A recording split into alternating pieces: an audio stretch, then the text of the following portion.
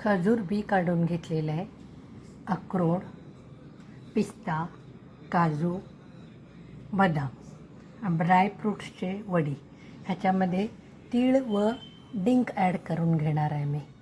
तुपात थोडंसं खजूर परतून घ्यायचं, ड्रायफ्रूट्स पण परतून घेऊन मिक्सरला बारीक करायचं आणि डिंक त्याच तुपामध्ये थोडंसं फुलवून घ्या.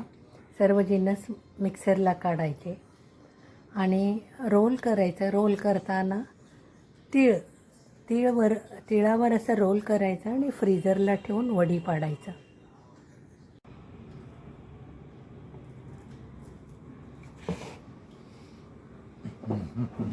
थोडे तीळ भाजून ठेवले, थोडे याच्यामध्ये घालायचे. आता सर्व गोष्टी मी मिक्सरला बारीक करणार आहे.